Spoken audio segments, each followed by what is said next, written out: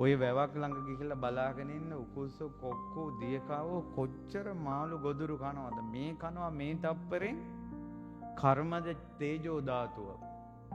කර්මයෙන් හැදිච්ච අසිත පිත කායිත සම්පරායික තේජෝ ධාතුව.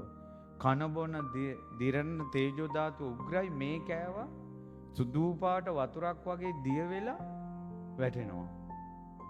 මේ කෑවා මේ වර්චස් යනවා කුරුල්ලන්ට.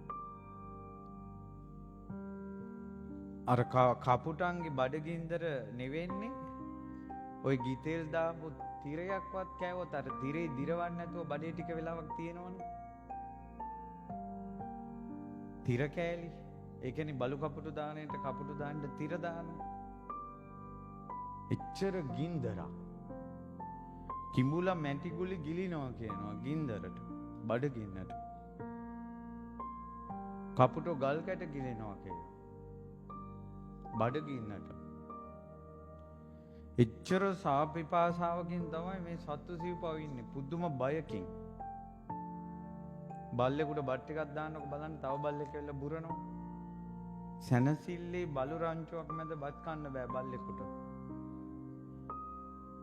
ඊළඟට කොච්චර කිරිබත් දානයක් දුන්නත් බල්ලා ඒක කාලේ යන ගමන් කොයි හරි අසුචි ගොඩක් තිබ්බොත් ඒකට ඉවහල්නවා.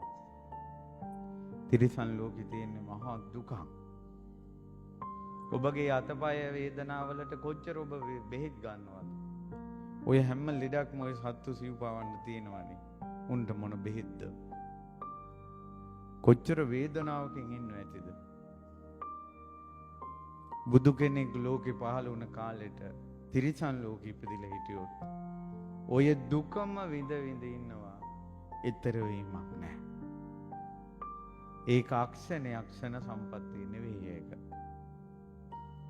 එතකොට ඔබ මෙතේ බුදුන් දැක නිවන් දකින්න පැතුවට ගෞතම බුද්ධ ශාසනයේ කවදා හරි නිවන් ලැබේවා කියලා පැතුවට ඔබ මරණින් මත්තේ තිරිසන් ලෝකේ යන්නේ නැහැ කියලා කෝ සහතිකයක්.